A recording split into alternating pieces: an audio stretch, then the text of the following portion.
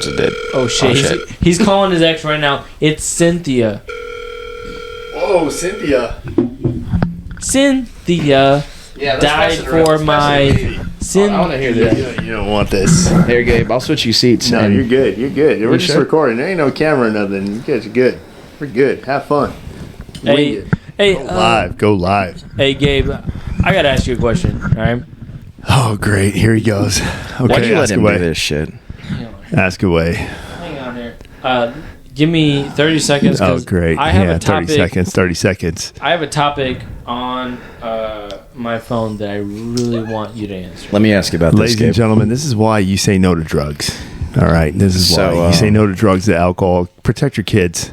Hide your kids. Hide your wife. It's 10 p.m. Where are your kids at? Exactly. Hopefully not at Rayman's house. Oh, that'd be horrible. So I talked about this last time I was on the pod. So last time you were here, dude, you had an amazing quote.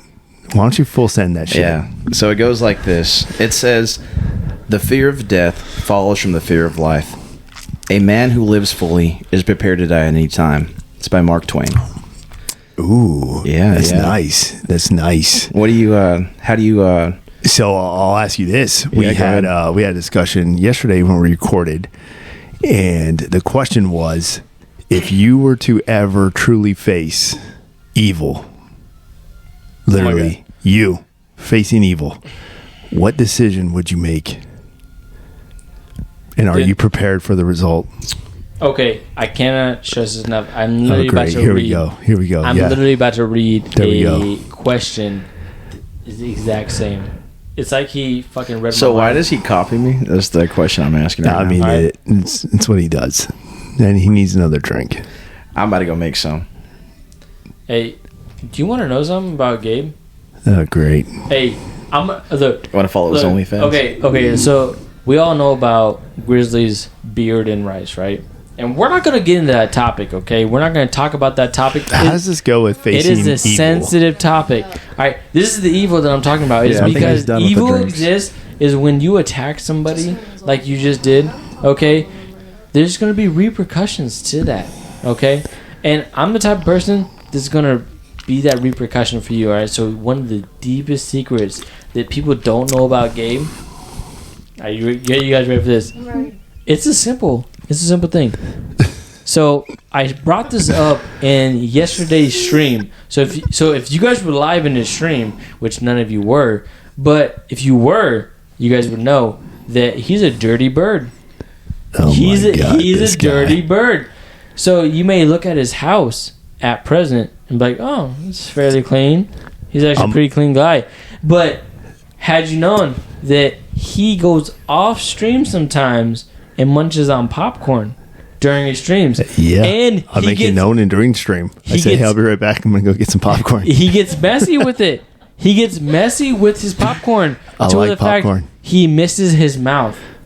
Okay? If you don't like popcorn, you're a Nazi. What's No. with this hijacking of the question? No. How did it go Dude, I from know. fear He- to I- death? So- to this No, is hold why. on. This Hold is on. Can why you- you got to be careful can who you let me you bring finish? on. Can you I'll let me let you finish? You know, some Can you people let me just finish? don't know. Can you let me They finish? just don't know. Can you let me finish? Who the fuck Bartender, let the, cut him off, please. Who the fuck let the retarded leprechaun in the fucking room? Anyways, okay. See what I'm talking about? Okay. How So many leprechauns have you seen? we're I haven't talking seen about one. evil, What right? is this, We're freaking talking about evil. St. Patrick's Day? So- Jamie, pull it up. Jamie, Hey, pull it up. Hey, Isn't so St. we're Patrick's talking Day? I about didn't fucking know. evil. So this is exactly why we're talking about fucking evil, is because when somebody wants to attack somebody, you trying to attack that person back, and that's where the evil occurs. So this dirty bird over here, No, okay, my goodness. Did you find a spills- search history or what? No. This is reality. This is what I was presented with yesterday. Is popcorn on the floor. Okay. Popcorn on the floor. Look, it's not a big topic, but popcorn Holy crap, on the dude. floor. So, anyways, Okay. when you're in the line of Can battle you and you're facing imagine true evil, the person that eats the other than popcorn popcorn, and are you prepared spills for the it repercussions on and the floor result? and doesn't pick it up? Do I have two different podcasts going on right now in each ear? Dude, he's yeah. We should just mute his mic and just kind of Like, let him just keep flowing. I grew up in a super religious household, and I know I may not be Hey, the most religious man, but I walk the carry path of a righteous man. Yep. And I've been trying to get into the book as much as I can because I'm trying to read. And speaking of that topic, one of my favorite Bible verses is Psalms 144:1. It says, "Blessed be the Lord, who prepares my fingers for battle and my hands for war." Ooh, believe it or not, there are a few SEAL teams that have that as a placard in their team rooms. That's a very popular verse in the special operations community, believe it or not. I mean, I believe it. I think, you hear podcasts a lot that most of the teams guys, they're religious. No, I agree, dude. I agree. No, let's swing it back to Rainey. And hey, Rainey, tell us about that popcorn.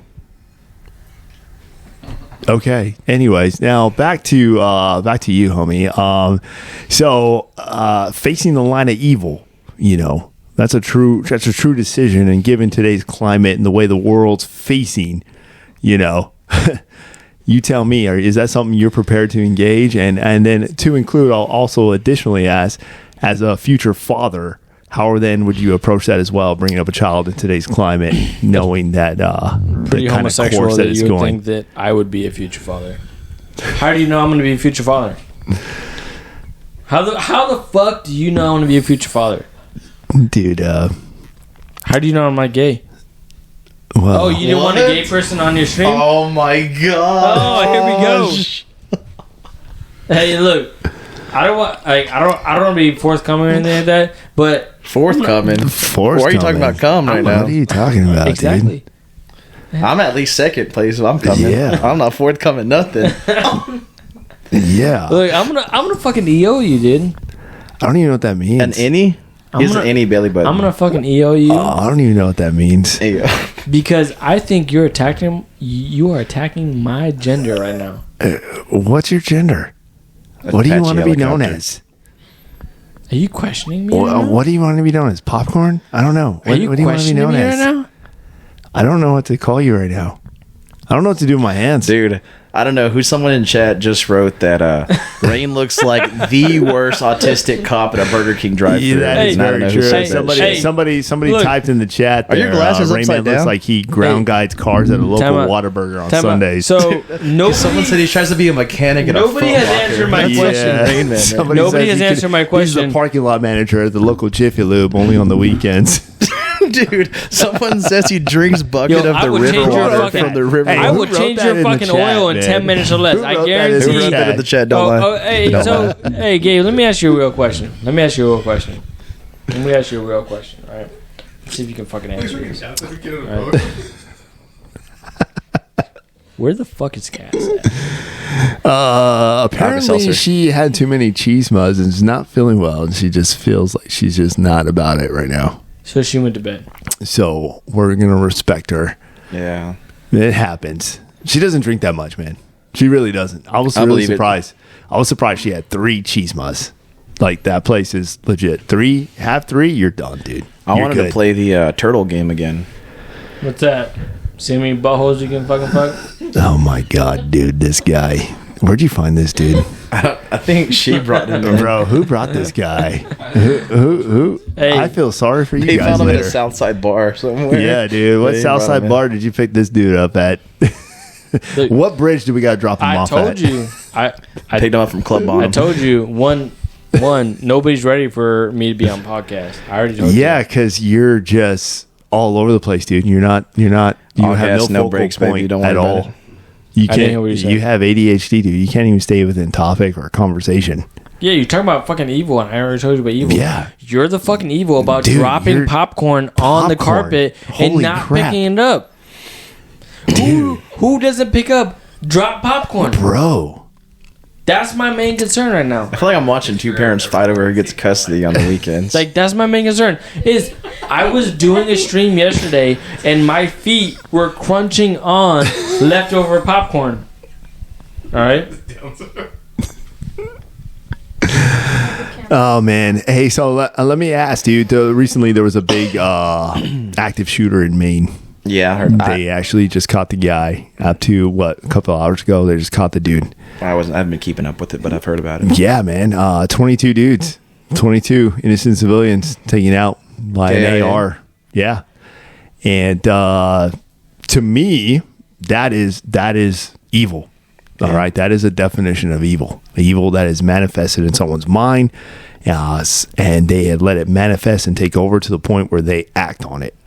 Now, due to recent events, we spoke about this last night.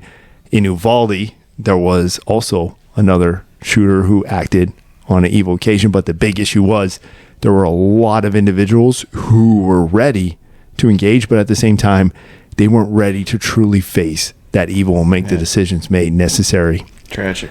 And one thing we were addressing, and when I bring that back based off your quote that you read, and to include the verse that you read in Psalm, those come from sources of individuals who are prepared to engage evil and face it.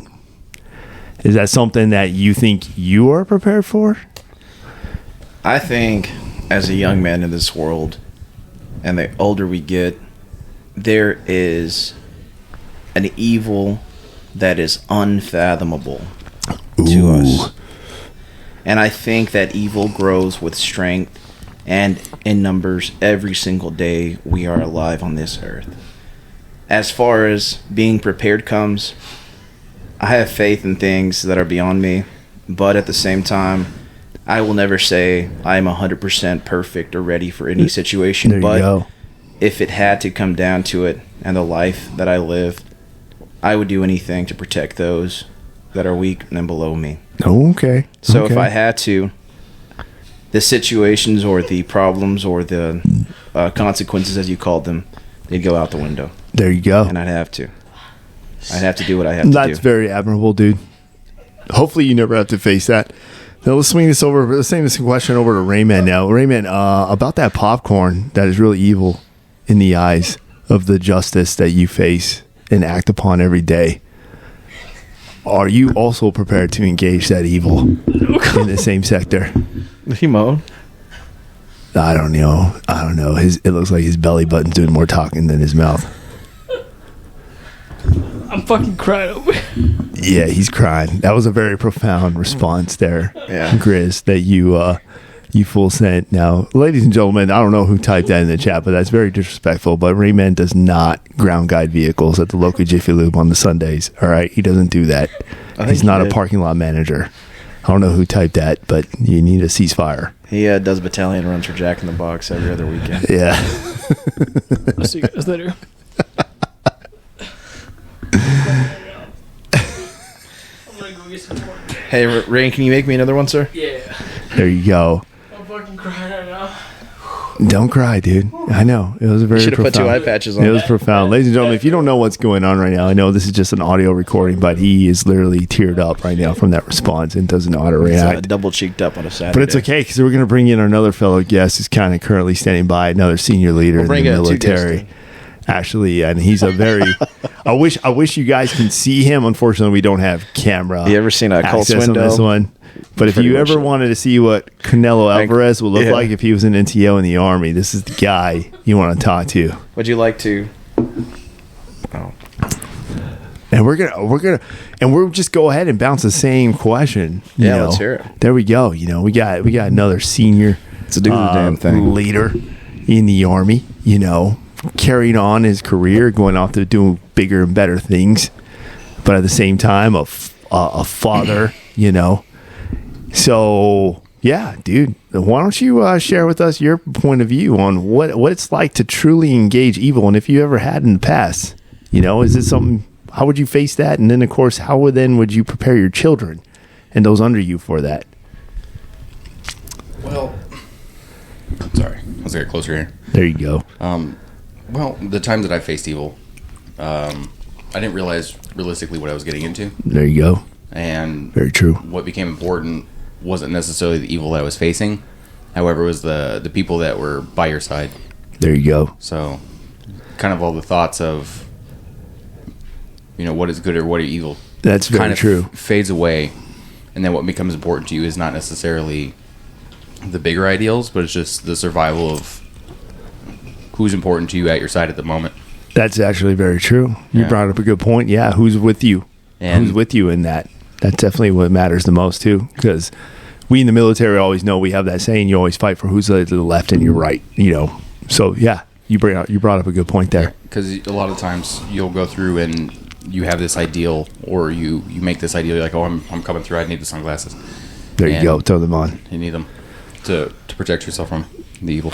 Yeah, there's a lot of evil out here. Protect your eyes. Hater blockers. Mostly the sun. Evil blockers. But a lot of people get involved, and I've worked with a lot of peers that have this idea of what good versus evil is. Sometimes it's along the lines of religion, or sometimes it's political. There you go. But in reality, when it actually gets down to it, all of the big ideals that you think about of what evil is fades away, and what becomes important is the people by your side. That's true. Or the people you're trying to protect. For example, when you're talking about Uvalde, it's at that moment in time, I'm not sure if they are facing evil. Yeah. But that boils away, and what becomes important is protecting those in danger. That's actually very true. You're all right. Yeah, that's another aspect people got to realize too. You always value who's at your left and your right, and who's been with you from the beginning. That's another factor. That's a great point. Now, since you just hopped in the seat, what are your thoughts on evil popcorn? Apparently, that's a big topic too. Let's put you in a situation where you walk into an individual's house and you happen to find popcorn kernels on the floor, in a private area of that individual. What thought process comes to mind when you see that? My first concern is not necessarily of good or evil, but more of personal safety. There you go. I mean, depending on the popcorn, if it's a buttery popcorn, that's a slipping hazard, which... Hey, that's a valuable point. I can't argue that. You're bringing up a valuable point. Yes, Yes, as an NCO, I think OSHA safety comes into play. Yeah, within a house, a local residence. Within a local residence, I keep a safety PT belt wherever I go to protect from such hazards. Oh, no shit, dude. Yeah. No. Hey, for those of us listening, explain what a PT belt is and what it's used for. So, a PT belt was actually...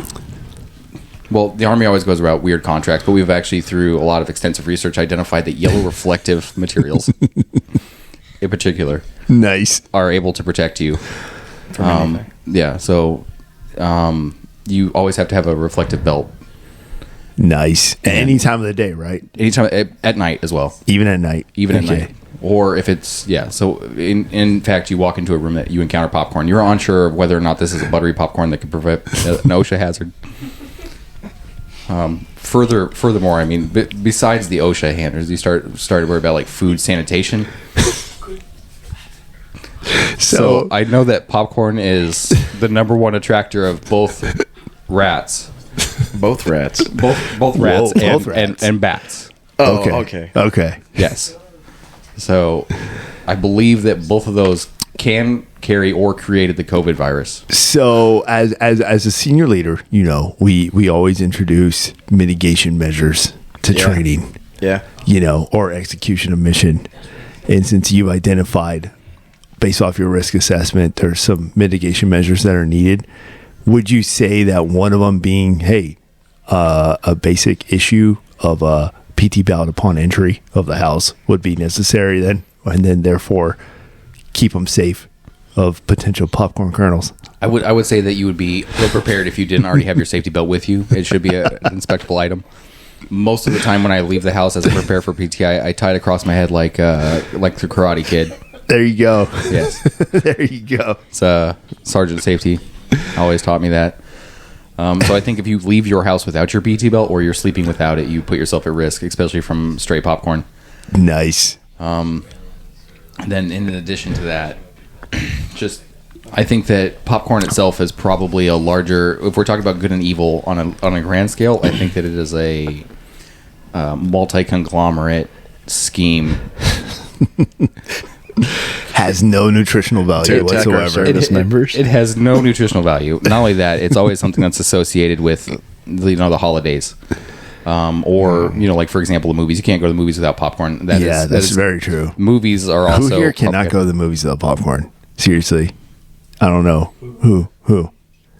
I don't care for exactly. it. Exactly. I think the Nazis were the last ones to go to movie theaters without popcorns. I think that's valid. Popcorn is synonymous with big corporations, which is American. It does. It enhances the viewing of the movie. It's popcorn inflation. Everyone knows about it. And that's very true. It's a real thing. We need to start paying attention to that. Here in the next 5 years, it's going to be a deal. Bag of cheese. A bag of cheese. Easy. Yes, every time we go to the movie theater, if I'm going to see John Wick 5, I'm bringing him. So we're gonna go ahead and rock this question back over to our former serviceman who is, did his time. He did his time and is now no longer. He is literally canceled his oath of enlistment, and his oath to the Constitution. Fucking Uncle Sam did this shit. Yeah, he literally just said, "Hey, I'm done with it, and I'm not going to follow it." So I'm just curious now. What are your thoughts and perspective on PT belt operations? I think PT belt operations are well needed. By all means, please. It's all right. We have our autistic friend in. Yeah, disclaimer. Eat his apologies, guys. It's a bag of shredded cheese. To the movies. He looks like Officer Duffy from the Scream movies. He looks like. Can we get a picture up, Jamie? Look, he's. Hey, Jamie, hand me my phone real quick. I got a picture. Hey, Jamie, can you go ahead and pull up the most recent development of the PT belt used by today's service members? It's similar to a P belt. The OP belt. It's a knockoff Pit Vipers, but we do have a picture of it. Here, check this out, Jamie, real quick. Yeah, Jamie, please pass that picture around so we can see that. Definition of America. Of America? That's the definition. Ladies and gentlemen, those of you who cannot see what's going on right now, but there's a picture currently being passed around the team here, and it's a picture of your General American who looks like he actually does look like he ground guides vehicles voluntarily on a Sunday at your local Jiffy Lube just for parking management. But that's all we can say. And he looks like he also controls the ketchup at the local Whataburger. He's a ketchup distributor manager on Sundays. He set a world record for chromosomes obtained. Is that fucking Captain Duffy? Yeah, it's you. Hey, I was going to ask something, actually. Actually, dude, go for it. Hey, as senior leaders, I know you probably deal with a bunch of rambunctious or troublesome soldiers. Have you ever had to do like a crazy fucked up room inspection?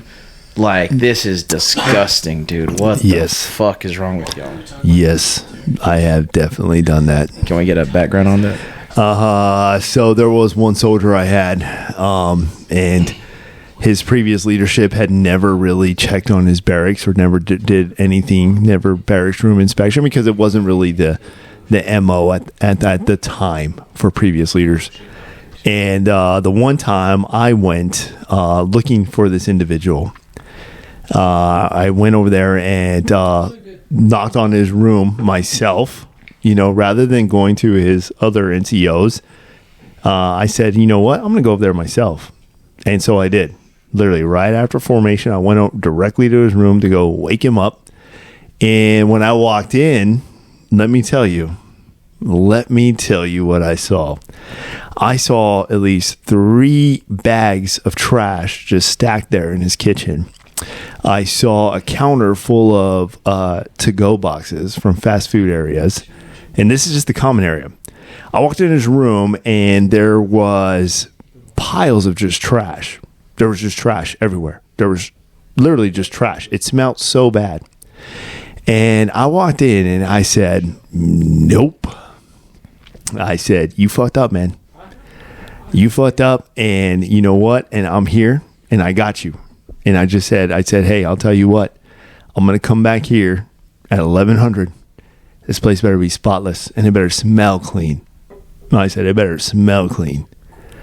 And I literally, because I told him, I'm like, dude, this is a health concern, bro. Yeah. This is a health concern. This is a health hazard. At this point, there's trash, there's bugs. This is not, I'm like, dude, what the heck? There's even popcorn. Okay. I'm like, dude, I actually, low key, I did not find any popcorn anywhere. At least we have that safety. I didn't find any popcorn everywhere. But no, actually, and it's just one of those things where I'm just like, dude, you know what? You can't, obviously, I don't know how he grew up. I don't know his upbringing, but I had to let him know, why him having that be clean, keeping a barracks room, it's a trusted environment that he's in charge of, and you got to keep it clean, man. You can take care of it.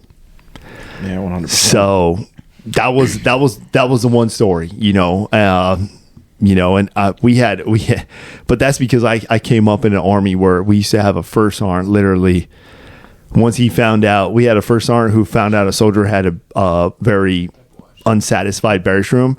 And from that point on, for 6 months, he made every section leader go and check all their rooms before formation. We had to do that for 6 months.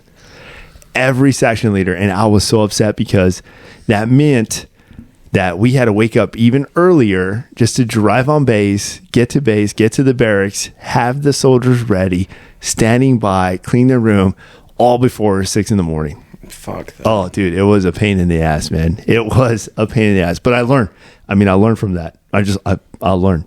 At that point, it was like, but see, if your soldiers were squared away, then you literally just showed up, boom, boom, open the door. Hey, you're good. Let's go to formation. Boom.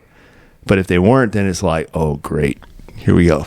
Yeah, 100%. I had a soldier. His name was Fletcher, and he had sideburns that he would keep exactly. Shout out Fletcher. What's up? No, dead ass. He had so his hair was fading, but he kept it. So he had like the Joker haircut going on. Oh wow. And he had we always used to fuck with him about his sideburns because he kept them exactly even, right, just exactly right within regulation. Yes. Okay, he's that guy. He was that guy, but he would always know. They put out like, "Hey, Sergeant Major's coming in on Monday. You guys better have your room clean." And so what he would do is that this is a legit story, is that he would take pure bleach and he'd pour it on the floor to the point when you walked in the room, you just smell bleach. No, it hurt your eyes. Yeah. It would hurt your fucking eyes. You would literally walk in. So every time that we go into his room for the room inspection, and his idea, and he was like, somebody once told me if it smells clean, it is clean. So he'd pour pure bleach on the floor to the point that it hurt your eyes, and that is actually how he passed every room inspection. Wow. Yeah. Wow. So when you're talking about those lessons learned, I think that's one to add to your repertoire for junior soldiers out there listening, is that bleach. Right. It smells clean. It is clean. Yeah. Enhance the fumes. But Grizz, hey, I'm going to back this question back to you. Why was that your sourcing question? Was that an issue you had when you were in, or actually what was that? Not at all. I passed everything. I never had a problem with clean. That's kind of just like my mom beating the shit out of me growing up. I think that's just like an old school. Like I grew up. I will say I'm very blessed that I grew up right in the middle of before like new age shit came out. I still like my mom still man. You could beat the shit out of your kids in a fucking dressing room in Walmart or wherever. That's how my mom was. For sure. And my dad was the good parent, right? But my dad also was very a stern man. He'd be like, "Hey, you need to do this," and I would never once been like, "No, Dad, fuck that." I'd be okay, yeah, I get it. Because if not, get my ass beat. And so I grew up pretty much right in that middle ground of everything else. You fake. What? You fake. What? You're a fucking fake. Why? You're gonna wear a watch. Oh my gosh, guys! Those of you who don't know what's going on right now, the local popcorn manager and security specialist is currently here assessing one of our guests' watches right now. He is a certified appraiser of fine quality apparently watches. He is certified. He has traveled to Switzerland to learn their craft. It's not ticking. No, yeah, it's dead. It's Yeah. self-winding. I didn't wind it. No, we'll talk after. Hey, who invited this guy on the podcast? Yeah, we low-key, who's in charge of this guy? Is there somebody in charge of this? Does he have the issue is it's a Citizen Eco Drive, which is driven off of, so they're driven off of motion. They have a pendulum inside of the watch. Ooh. However, because it's not an actual Citizen, the only motion you can do is like some vigorous forearm back and forth motion.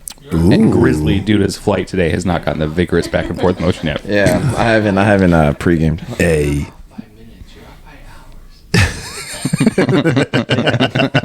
I haven't worn it. No, but it's Why are you wearing it then? because I put it on when I left. It's part of the fit, yeah. Look. You just said look and then didn't say anything. Hey, it happens. Rayman, grow up. It happened. Dude, who invited this guy? We're recording right now, and And they obviously, you guys don't want to hear what I have to say, which is fine. Oh, we can hear what you're saying, dude. Oh my god. We can hear what you're saying, We bro. have to. We will talk about Guys, those of you who don't know, it's Jamie getting upset that he doesn't have an influence right now. So Jamie's kind of coming in here. Jamie, please, we need you to just calm down. All right? There's a reason why your mic is muted. As a more matter of factly about that, I just grew up like in a weird position. So like, no, I never had problem with like cleaning rooms or fixing beds or anything like that. All my shoes squared away. I just was more like, hear no evil, see no evil. Yeah. Did that just happen? Yeah, that just happened. You know, we hey, ladies and gentlemen, please take care of your kids. All right, this is a special PSA. This is a little PSA announcement brought to you by Johnson & Johnson. You know, take care of your kids, guys. Take care of your kids, parents. All right? You know, don't be afraid to spank them every now and then because they will grow up wild. Is there an issue? Who is this guy? Yo, Here, who brought this dude? Here. Is there an issue? Who brought this guy? Is there an issue? It's so much quieter when you take the mic off. I oddly enjoy just the sensations that you don't have without the mic that you've never had before. Like you can hear your vape work. Yeah, you can't. You know how you can hear your dude. One thing I the always way your do lungs is are working. I slap my lips all the time, and That's I a never paid profile attention until I started doing this because I'm like you hear that, and you're just like, dude, I hear that. That's a profile picture. It still gets to me all the time, and I still find myself doing it. So That's a profile picture. Did you put batteries in it? In what? No, dude, you're fake. You're fake. What? So You're fake. You've been wearing that watch for well over a year, and you have not. Hey, it looks reset nice, dude. I'm It's not been- hating. It looks nice, bro. Rock it, bro. That's why I looked at it because it was a nice watch. Because it was a nice watch, and you've been wearing that for well over a year. I don't know the exact time. I don't know the exact time. Since the 16th of last month. You've been wearing that watch for well over a year, and it has died. And now you're wearing it just for show, for status, for position, not to tell the time. Isn't that the reason why you're wearing your eye patch? it doesn't tell the time. For a status. That is true. Actually, on the inside, it tells I mean, let's be real. Who are you? Let's be real. Who are you? Let's be real. It is actually a Casio eye patch. Yeah, It's solar powered. Yeah, it's a G-Shock. It's a G-Shock which is eye difficult patch. because he doesn't see the sun often. Back to what I was doing. He does see the sun when he stares at it. Which is one of his right. favorite, That's one of his right. favorite pastimes. Yeah. So, Rain Man, do you have a watch collection? I noticed that you've lacked. Yeah, any you watch seem at the to be watch extraordinaire here. I stopped. $5 Casio. I stopped wearing watches when China decided to fucking hack into fucking every single watch known to fucking man. 1983. Yeah, and when did that happen? What is China getting out of our watches? Yeah, I'm just curious. What are they getting out of the watch? That's definitely a good question. That's a good question, man. Appreciate that. That's some Dr. Phil shit right there. I'm leaving this podcast. Yeah, that's some Dr. Phil shit, dude. I think we're hitting a breaking point here. That Rayman needs to. I think we're hitting something. Dr. Phil would expose that you're a dirty bird I think that we're hitting spills something. popcorn And all over his streaming floor. And so I think we've you identified. don't pick it up for is multiple there a days. popcorn Matter of fact, significance in the history of your childhood, man? if- I mean, we need to if address I don't that. expose you for the popcorn, I That is something. guarantee that popcorn kernel, multiple kernels, will stay in the same exact area for the entire time you're gone. Okay, if you want to call people out, let's talk about the milk in your backseat in Italy. The milk in the backseat of. Hey, thank you for that, Jamie. We appreciate that. So, yeah. Anybody who else intervenes in the podcast, we automatically they're called Jamie. Okay. Oh, wait, no, actually. So I just wanted to say for Vato last time that we went talking podcast, I know he said, or was it you, Ray, that was like, you either stand for something or you fall for everything. So you're standing for the popcorn evil. Yeah, that's very true, man. And I think we're coming to a breaking point here, and I think we're getting down to some real resilience here, real resolution. Let's talk about the fucking milk. Let's talk about that, and what led to that moment. And second of all, why are you racist? Those are two questions that we've been wanting to ask you. First of all right. So I'm gonna ask both the racist question and the milk question. Okay. All right. So the milk question. Let's go back in time. Okay. Let's pull up. Hey, let's have the retarded leprechaun pull up on the stream right now. A Fiat Panda. Okay. So not very many people know what a Fiat Panda looks like. Okay. Okay. It is. Yeah. Let's just say. I'm very familiar with them. A box. Yeah. With an engine. Pretty basically. Okay. A go-kart. Covered go-kart. The amount of storage space in the trunk is minimal. Okay. True. So whenever I would buy groceries, my trunk space would not be sufficient to put the groceries in. So where would the groceries go? Back seat. Okay.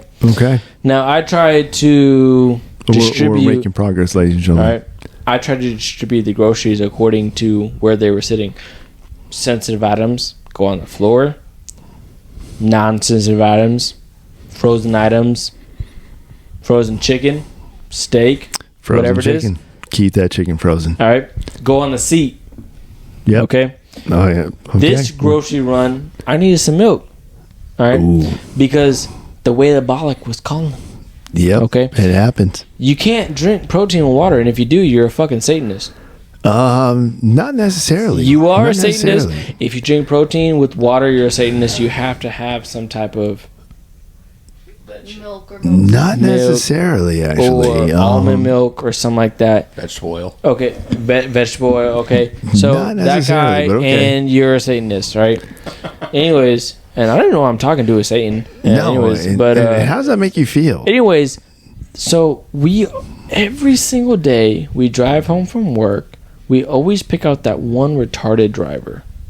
Every single time we drive home. There's that one retarded driver that brakes too hard or swerves or tries to enter your lane when you're trying to enter a turn lane and they try to hit you and you honk your horn for about 20 seconds and they still decide to try to merge over. And it's like, I'm very familiar with the retards. It's like that happened like fucking 2 hours ago to me. I don't fucking know. And did it happen in 2 hours ago? Weird fucking shit. All right. Oh, did it happen about 2 hours ago? What? The fucking motherfucker that tried to merge over while I was turning. Oh, yeah, that was scary. Yeah, almost fucking hit me. I almost said fuck it and just swerved to the left and just hit the motherfucker. Anyways, that was another topic. All right. Go left. Yeah. So you're engaging with those Satanists. Yeah. Anyways, do you have any thoughts on that? So the motherfucker decides to brake hard going into a roundabout. Yep. When there's no cars present. Yep. Okay. Yeah, I'm very familiar with those roundabouts. Where do I put my milk? On the seat. On the seat. Why? Big mess up. Not a sensitive item. We're not talking about eggs. We're not talking about fucking bread. We're not talking about fucking breakables, right? Big mess up right there. Where does my milk go when I brake hard? Exactly. It goes to the fucking ground is where it fucking goes. Damn. It goes from my seat to the ground. Oh. Milk is pretty sturdy. Yep. There's no issue with fucking milk. Alright? Lo and behold, I get fucking home.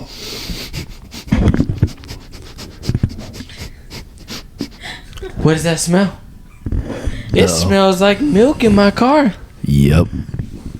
It smells like milk in my car. There you go. What do I do? Dude, cash me outside, right? It's one of those cash me outside moments. What do I do? Yeah, you can confirm. I'm pretty sure. I pull into my garage because we all know we park in garages in Italy, all right? Yeah. Or yeah, covers, we do know that. Or it covers, okay? My little Fiat Panda broomsticks on our porches. Has 2 millimeters of cotton for the flooring. Okay, 2 millimeters.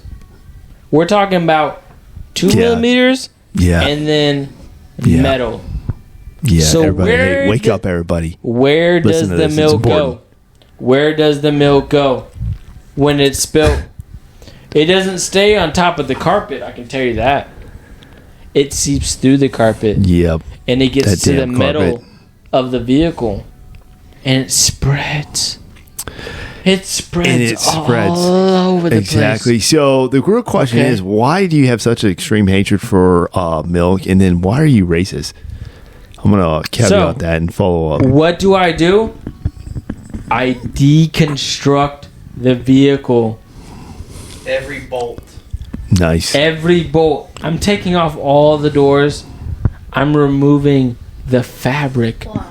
from the floors. That's lies. Okay, you can shut the fuck up. Yeah, nice. I mean, in a Fiat Hey, Panda, that's I That's think, so basically that's a what we're getting retarded down to, leprechaun, hey, man. ladies and gentlemen, watch where you put your milk, all right? Watch where Yo, you put your milk. That is the topic of I discussion. Right, think there because- seems to be a theme here with Eric. The I- shredded bag of cheese. Yeah, I think Now so we're too. talking about milk. Popcorn kernels, shredded back cheese. I think that he is. Very dairy heavy. He works for a big pharma cheese company. I'm starting to think that. I'm starting to Okay. think he's a sleeper cell for So, some kind he of works for organization. Let's Ringo's talk about cheese. why I'm racist. Dirty. All right. Let's talk about why I'm racist. Yeah, It's we've actually been because- really curious about that. And it's because seriously, I don't a appreciate using the darker N word complex the Is past 2 because days in a row. darker complexion.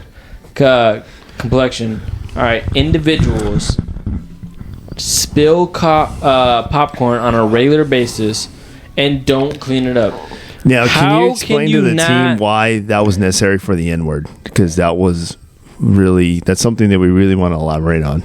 The N word. Yeah. Can you elaborate on And the then N-word? how often do you teach that to your Neutrality? children? Because that's Are we- something we're really concerned are we about. talking We about need to get to that top neutrality? starting point. Neutrality is the N word. Is what we're talking about? Neutrality. We Because- just want to get down to the because- bottom why you're teaching your kids to use that, and why Neutrality. the popcorn is a trigger for the N Because word for you. I believe that if you present neutrality, all right, and you become neutral in a situation, that there is no racism. So yeah, I use the N word all the time. Neutrality. That's why Carl Larson's your favorite driver. Kyle Larson. May have dropped the N word with a hard R. Look, Not the neutrality one, but the other one. Kyle Larson. By the way, quick wins. disclaimer, y'all: we do not support the usage of the N word on this channel. Yeah, which or is Kyle neutral. we do not. Okay, so we don't support But neutrality. we want to use this as an intervention moment for a senior leader in the military. We feel like that is not a vocabulary they should use when Look, they're leading their troops. Let me turn it over. Okay, look. I think the Army's official One stance is thing anywhere that starts with N. we is don't unofficial. hear from is females. We don't hear enough from female leaders in the military because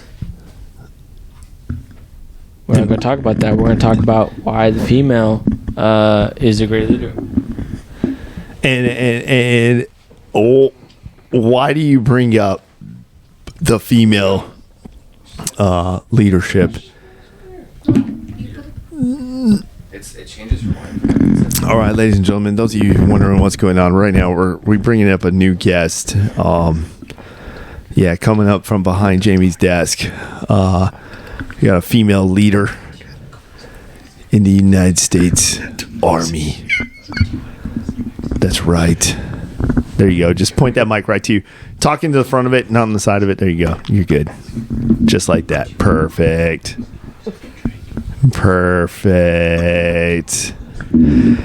Hey, what conversation's going on there? I've heard the N-word drop twice already. I'm just curious. Grizz, do you have something to elaborate on that? He keeps asking, do you want to go down and listen to Mexican music downstairs and drink?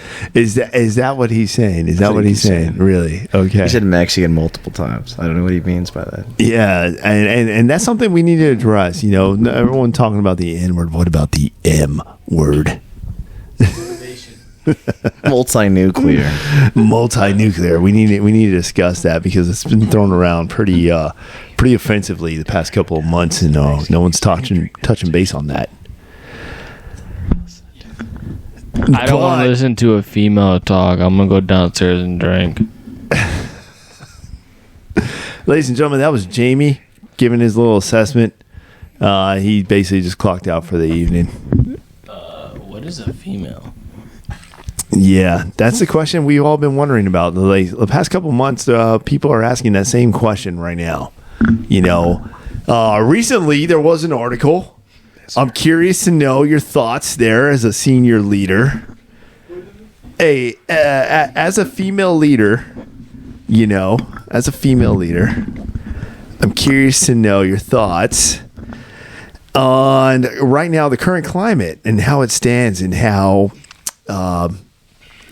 certain military assessments, certain military physical eval assessments have been changed and basically lowered certain standards to qualify because of a lack of a female qualification status. What are your thoughts on that? I think that's a very complex question that you're asking. There you go. We're complex here. Thank you, Grizzly, for sending me that question. I personally do not like that they broke up female versus male when it comes to the physical assessment. I think we are all in the Army, and yes, maybe gender has a play in it, but I really... Why don't you talk in the mic a little bit? Pull that mic there. Don't be scared. It's pretty loud. No, it sounds loud, but we need it that way. It's recording. No, don't be scared. Don't be scared. There you go. Be strong and be bold in what you're about to say. I think it should be fair and impartial, and maybe you're rated against your body weight proportions to the amount of weight that you're moving, but it shouldn't be based on gender. And maybe then it could be MOS specific, your job specific, but I still disagree with gender. I always aim to pass on a male standard regardless, because people always have something to say if you're a female and you're passing. We're doing really good on female standard, so I always aim higher for the male standard if I can. Okay. That's just one aspect to your question. No, but that makes sense. Recently, so you already know, the ACFT obviously started out with an initial assessment, with initial workouts within that assessment. But because there was a large population that was failed to do a certain exercise, which is, Grizzly, what was that? Oh, the leg tuck? Yeah, thank you, Grizzly. The leg tuck was the one that basically, and all they had to do to pass was one. But there was a large population who could not do one leg tuck. And because of that, the Army decided to, hey, because no one's able to meet this standard, there's a large population that's unable to meet the standard, we're going to go ahead and take it out and change it for something else. Yeah, I mean, what are your thoughts on that? I wouldn't necessarily say the word all they had to do was one, because for me personally, I go to the gym frequently, and while it might not be necessarily for the Army standard, the military standard, yes, I'm good. Keep going. I was not prepared to do a pull-up, and I couldn't actually do like a shoulder shrug, essentially. Okay. Like, this was a couple years ago when they were looking at the leg tuck. Couldn't even pull myself up to a bend in the elbow. Okay. And I spent the next, I want to say solid like 6 months working on a pull-up. Okay. Now, in order to do a pull-up really well, you got to be able to do a pull-up. Yeah, exactly. And there's different ways to go about it, like resistance bands and doing your body weight to that pull-up instead of doing the machine workouts. And I eventually got one. And I personally was super upset when they took that off the test, because I was able to achieve it. It just took work. You had to be dedicated to what you wanted to do it. And you had to work on those pull-ups to get it. You weren't going to get it any other way. Yeah. So I'm still mad about that, actually. No, I agree. I agree. And I think the same can say females in the Marine Corps, let's just put it this way, for instance, certain jobs and skill sets in the Marines, they actually do have their own physical assessments for certain jobs you want to get into, to include an overall Marine physical assessment that they have just to stay in the Marine Corps. But if you wanted another job or you want to participate in a special unit, you got to take a special assessment. And one of them being, especially for the females, is they have to do a minimum of 3 pull-ups to operate within a CSO element, you know. And there are a large amount of Marine females who can actually do that. In fact, they actually do more than that, to include some of them even participate in CrossFit competitions, you know, because of the fact that they just train and they get themselves ready. Now, the Army doesn't have a pull-up requirement for both female, and currently doesn't have one standing for male soldiers unless you're going into a specific job. But they still don't have one for the female base. But would you say that is right?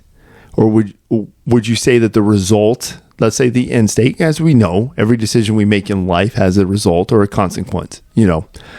And currently, the physical assessment of the United States military, Army being the largest of that assessment, is currently rated as obese, 70% obese, you know, and that's not gender specific. It's just the overall rating, you know.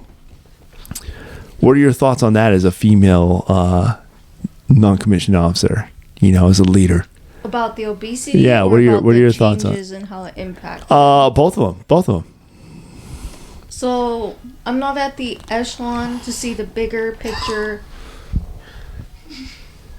I'm not at the echelon to see the bigger picture of the military as a whole. But from my perspective, I think, sure, for retainment purposes of personnel, they were able to retain a lot of their force. Okay. But sometimes I personally look at, you know, discipline, physical, mental, whatever that be, and how that shows. And if you're not able to perform, I'm sorry. Like, you either get with it or you get out. Yep. And I personally don't care that if they weren't able to meet something, that the Army had to change their whole goal and their intent in order to retain these personnel and meet their numbers.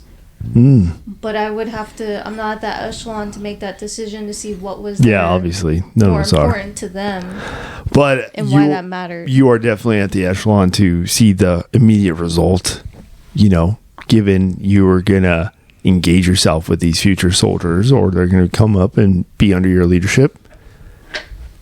And there you go. Why don't you go ahead and take that? There you go. Tree glizzy.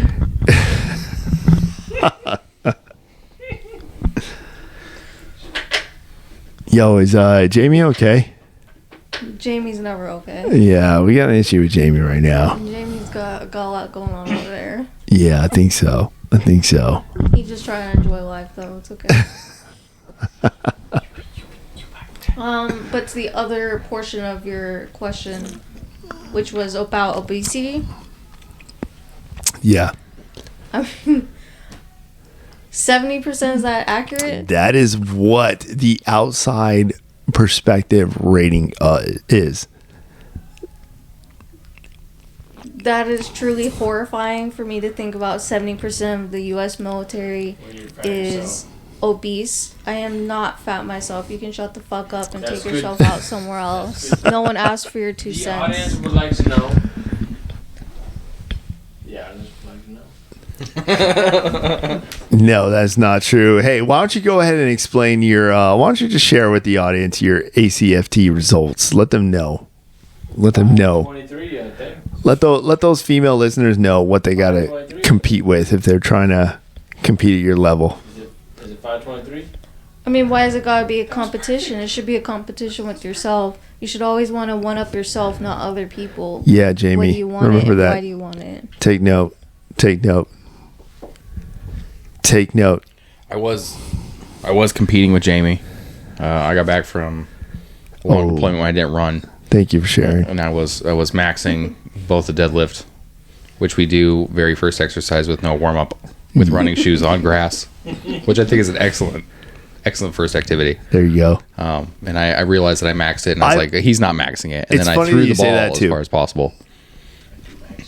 And I was like, well, Jamie's going to lose. And then I started doing the sprint drag carry. And as I was sprinting, I actually tore my quadriceps. So I do agree that it is best to compete with over yourself and not JB because it results in damage. Yeah. I'll tell you what. No, from experience, Jamie actually tried to compete with me on the last one as well. And he was... He sadly recognized... He was sadly humbled in a very extreme way.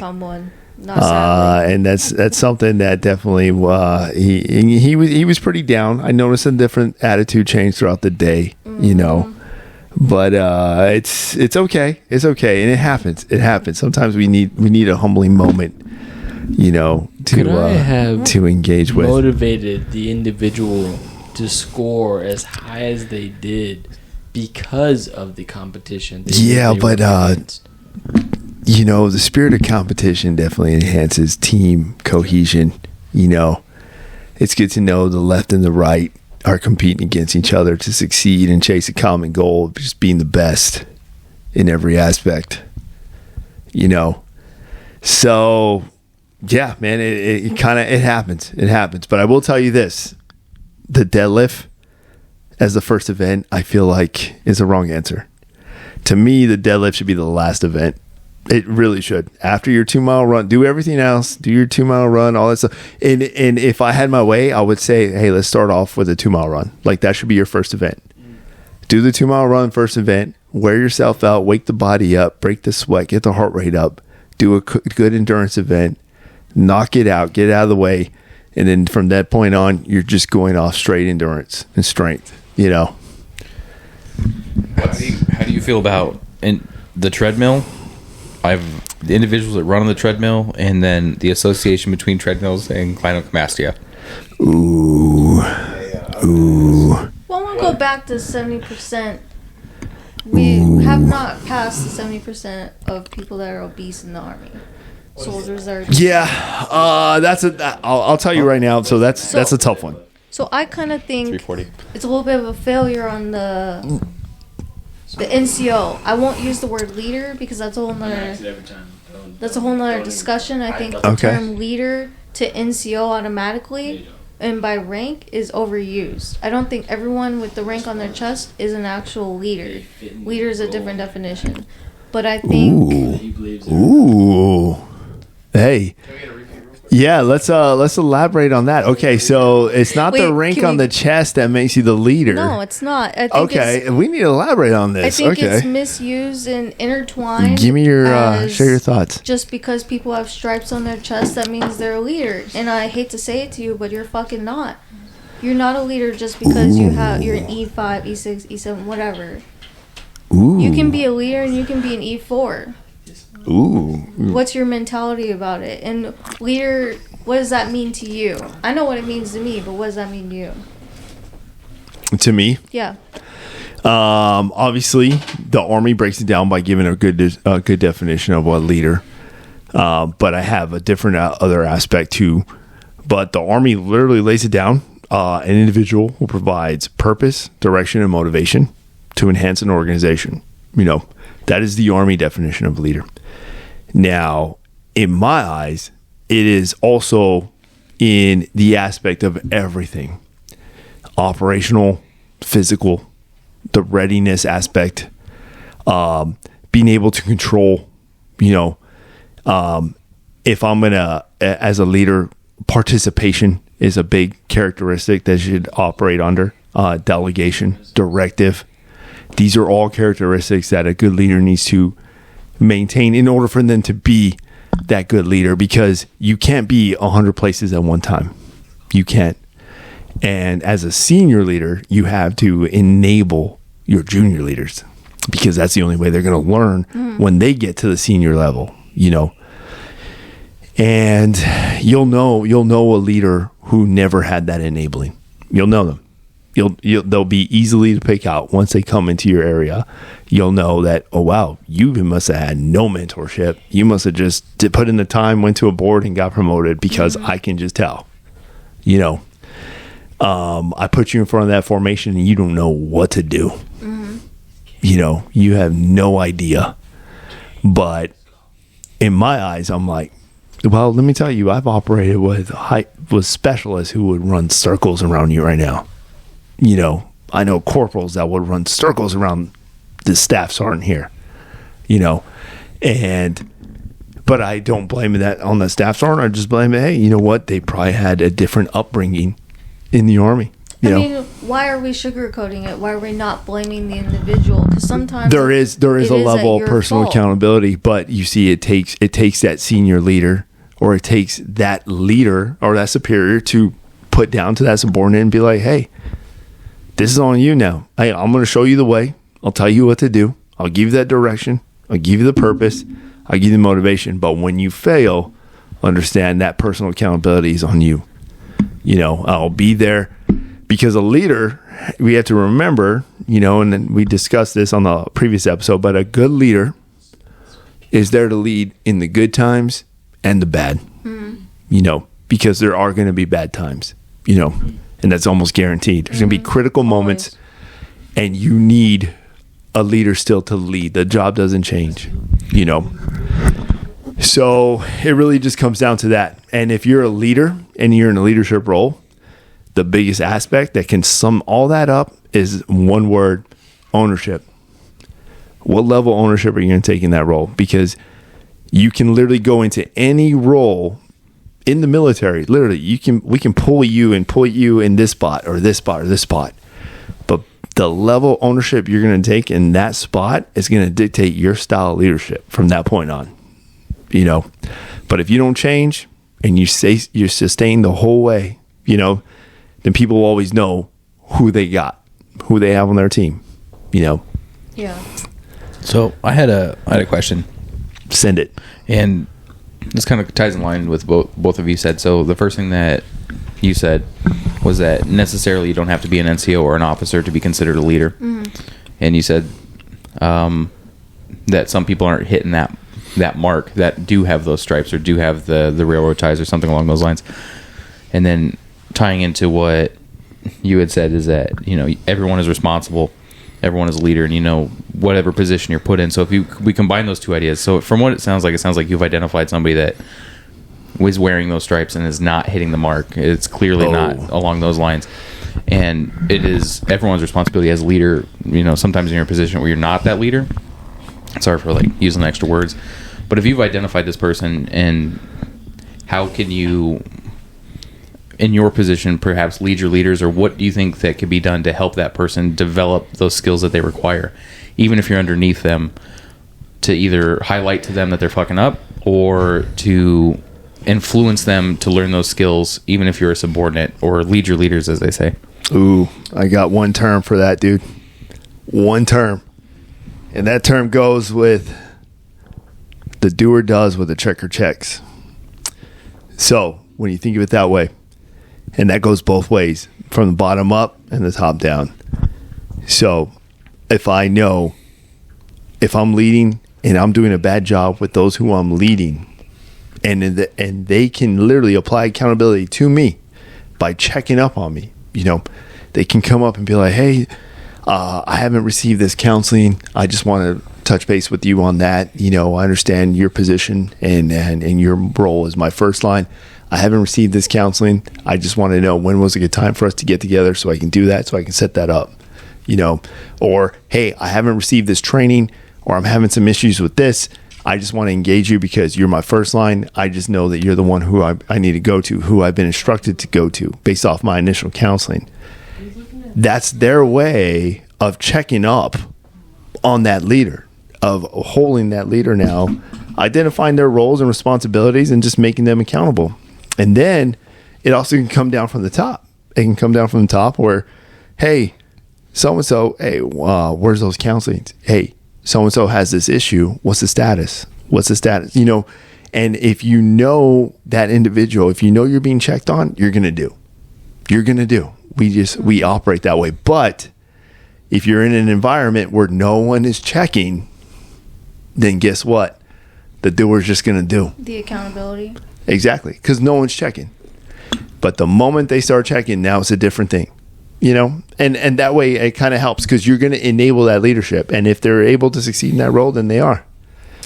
And if they're not, by all means, just do ignore Jamie. He's kind of like, you know, his meds have kicked in. He's kind of rubbing lights now and standing by, you know.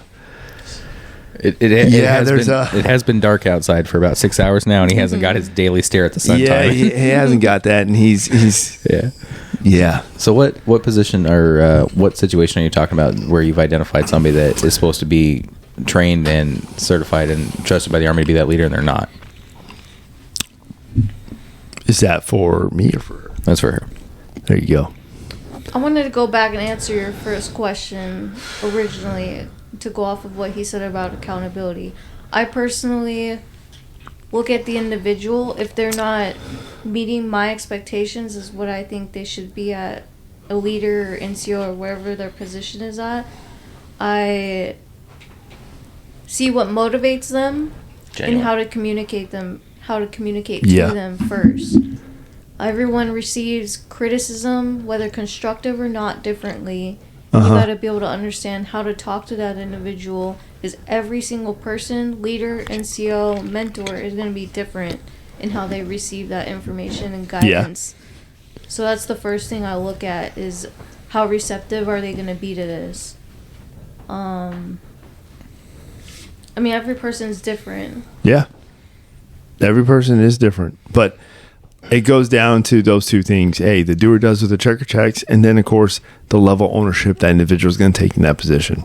Because I'm pretty sure we've all can agree that we've had certain leaders or commanders or anything who were in the position, but they just didn't take that certain level of ownership that was needed, and it trickled down. It affected, you know, to the point where you're just like, dude, I hope I don't get another leader like that, or I hope I don't go to another organization like that, because the lack of ownership that was taken, it resulted in a lot of negative shit that was not necessary, you know. But it shouldn't just be because someone's watching them and holding them accountable. They should want to hold themselves accountable right then and there. They shouldn't need other people to apply that for them. What are you saying? Because when he's talking about, I mean, I could have misinterpreted it, but when he's talking about accountability and us holding other people accountable for where they should be or what they need to be doing and do or don't, it shouldn't take that. It should be in you. It shouldn't, but sometimes it's necessary because every individual is different. And you got to remember, you're talking to human beings. You're not talking to rank. Yeah. You're talking to human beings, you know. And just like any human being, they got issues. They got a personal life. They got their own shit they're going through in life. You know, they can be going through a divorce. They can be going through a death in the family. They can be going through so much, you know, to a point where it's like, dude, I'm just like, I'm done. I'm checked out. But knowing that they have a team and they have subordinates, they have a team, and they got to take that level of ownership, and knowing that they're there to keep each other accountable and just be like, hey, we're here to help you out, you know. I get it. Maybe today was a bad week, but I just wanted to bring this up to you that, hey, my NCUR is going to be coming up, and we need to sit down and go over that, you know. Okay. You know, I understand. I can see that. The op tempo is crazy. You're busy. You're stretched all over the place. I see it. But I just wanted to bring this up to you because it is my career, and I want to take ownership in my position here. Yeah. You know, and you just pass that up. There's ways to do it. There's ways to approach it, you know. There really is. I need a lawnmower. Oh my gosh! What do we got going on here? What do we got going on? Hey, let's go ahead and back this question over to Grizz. I got a question for you, man. I got a question for you, dude. Let's go. You've been real silent, dude. I got a question. Hey, would you say and I would say this big question goes to a lot of individuals who are in the military, who are in the process of getting out or have thoughts of getting out. I'm curious, man. I'm curious for you. You know, you did how many years did you do in the service? You did 6 years. Okay, so you did 6 years in the service. I'm gonna tell you right now. So those 6 years you did in the service, what benefits did you get from devoting 6 years of your life in the service that you have been able to apply now? in your current life, in your current career? I think in my life, the service has taught me, I think, like, what do you use? Leadership, LDR, SHIP, right? Yeah, for sure. Like, those are self-righteousness. And so the values. Yeah, the values, like your core values. I think those are things that even if you have an understanding of them growing up, to actually implement them in your life, going through your time in service with, good instructors or good sergeants or, just good people along your path, leaders that actually help you implement those core values, they stick with you. And I think one of the biggest things that I've learned in that part of my life is discipline. There you go. And for sure, not only discipline and when it comes to like trivial factors, like things you would, of course, I can't do this or I can't do that. Yeah. I think getting in and getting out and being in and seeing how structured a machine runs, how a well-structured machine runs, because that's what you're part of, is a machine. And you get to see the ins and outs of, oh, well, we shouldn't be doing that because we know it affects this part of the machine. Or this machine isn't working because the people who control this part of the machine are affecting it in different ways. And I think that's one of the biggest things. Like, you get the very broad spectrum. And in my position of work in my civilian life, I work in the oil field. And the oil field is strictly like it's like the military. Exactly. Yeah. You have your chain of command. You have people you talk to. Almost everyone's a vet. Yeah. Or that life, they talk to exactly how a grunt talks to a grunt. Just people talk to people. Okay. You have your supervisors, you have your managers, and they treat you almost exactly the same. They don't treat you probably as bad, but you can, fraternization with you and younger enlisted soul or whatever. Yeah. You couldn't just be like, hey man, maybe, but it depends. Having friends over there, you could have friends with anyone in the oil field. You can just, it doesn't matter. But that chain of command is there, and most of the time, you're taking care of multi-million-dollar sites, maybe $100 million sites, $40 million sites, $50 million sites. That all it takes is a very small fuck up. On your end, and you compromise the whole site. And your site is millions of dollars in a $1 billion machine. Damn. And so it just comes down to having discipline, having a good work ethic, having a drive, no matter how small the task. And I think those are things that I have implemented in my life coming from that background. And my background in the military wasn't some crazy. I didn't have a crazy good first sergeant. I didn't have a crazy good captain. I didn't have a crazy good nothing. I was part of a small detachment. I liked my sergeants. I never had a problem with them. Yeah. My captain was gone all the time. I never saw any officer in my ranks in my detachment. My staff sergeant was a first sergeant to us. Yeah. And whenever I got there, it was just really chill. It was like almost the oil field. Yeah. And I remember the first day we show up, we walk in, captain outside, and he's dressed nice. They have the new Scorpions, OCPs, or whatever you call them. We stop, say, hey, salute him, hey, how's it going, sir? And he throws me a peace sign. He says, what's up, dude? And I just sit there like, what the fuck did I just walk into? Yep. And it was of course, it was more structured, like in Fort Benning or Fort Lee or wherever you're coming from. Yeah. And our first day there, me and the guy we were with, we're like, oh, and for him, for a captain just to throw up a peace sign and be like, what's up, dudes? And I'm like, what the fuck is this? It was very weird. And it was more of a job than it was the military. It was more like, hey, these females in our ranks, hey, they really can't do this. They're going to need y'all. And there was the 2-3 big strongest guys out in a motor pool organizing connexes most of the time. Yep. And we never saw anyone else. It was, you do your job, you take care of your PMCs, you do your shit, and no one bothers you. And that's how it was. I never really saw my sergeant. I never really saw anyone. It was just me, 3 guys. Yeah. And it was very unstructured. And I guess that's not how it's supposed to be. But yeah, I mean, it's different every unit, man. Yeah, and I mean, I did have a good time. I did like the travel. That's probably one of the best things in there. Going to Washington, Fort Lewis, McCord, and there you go. Going out there, it was really cool. And going to Wisconsin and North Carolina, South Carolina, that was probably the best part. But out of all the values that I took, I think for sure discipline and some of the core values that I was able to implement in a whole world aspect. Well, that's good to know, man. That's good to know, because I know a lot of people always ask that question, and a lot of people are always like, man, I don't know what I'm going to do when I get out.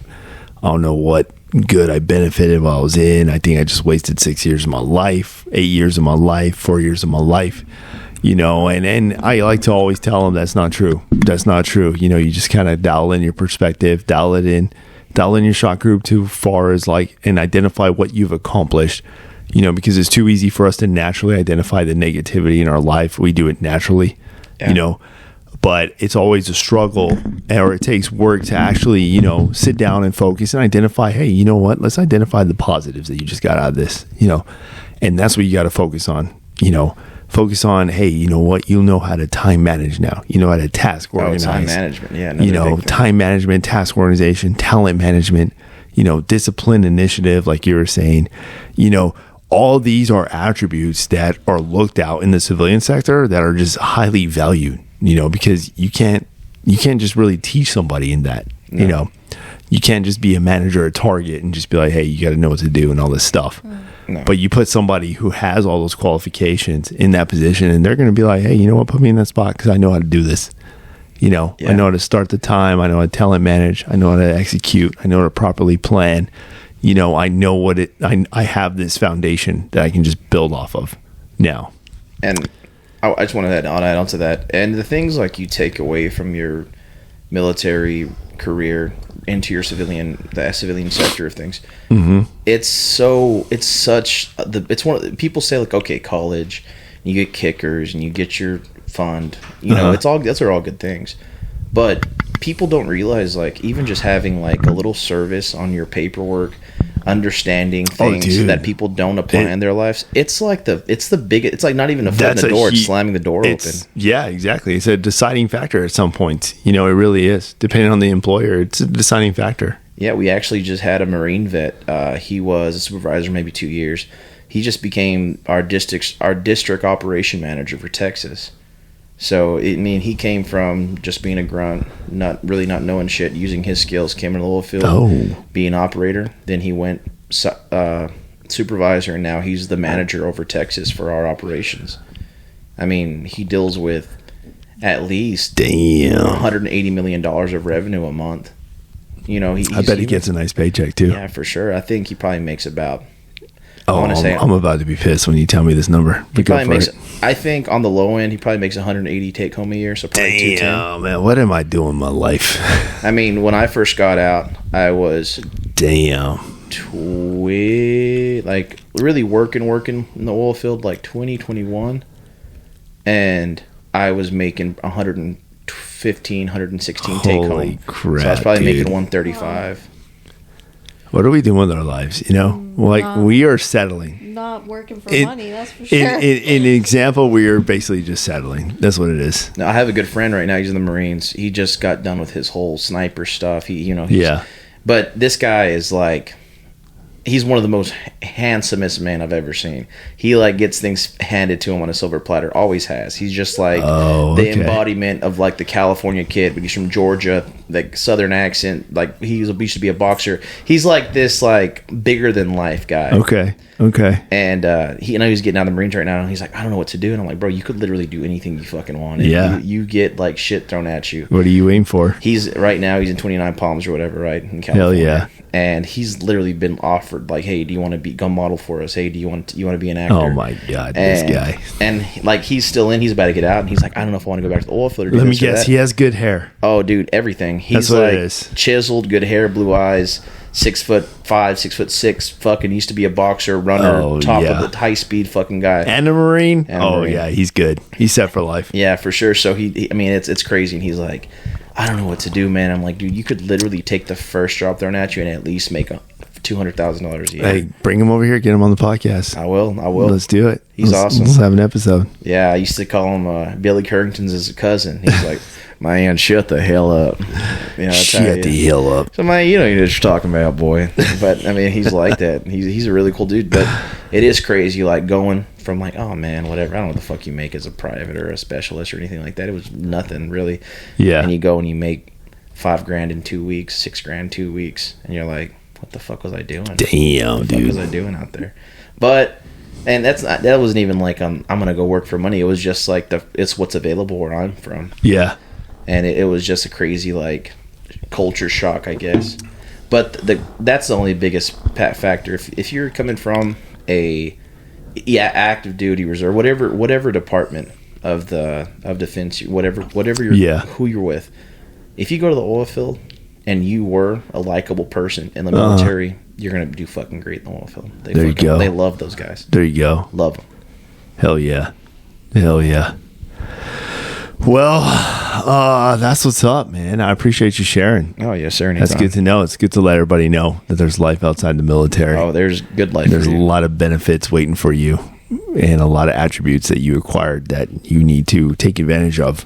Make sure you annotate that shit and take ownership. That's awesome.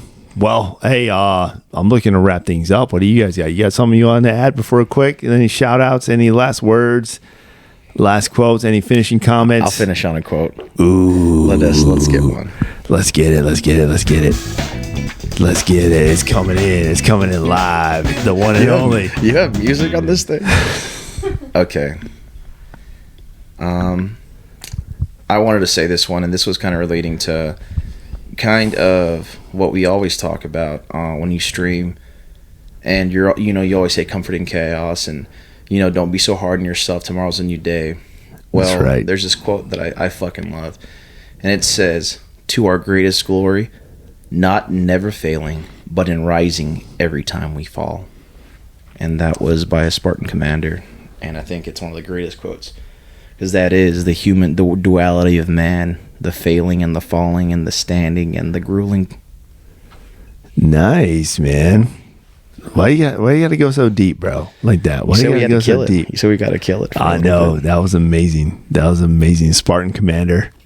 And those of you who don't know the history of the Spartans, I would encourage you to check that out. We're not going to go into that, but I'm definitely a big fan. And Jamie just surprised me with tequila, so yeah, I'm going to have to go beat the shit out of him. Yeah, Jamie, Jamie, where are you at? Yeah, he's probably hunting down some popcorn right now, actually. He's probably on a popcorn patrol. That fucking crybaby. Yeah, what a big little rucker there. Thank you for having me on the pod. Hey, thank you guys all. Fun. Thank you all for sharing. I look forward to I'll probably work on this and put this shit out and put it out to the masses. A little drunken chaos with some individuals.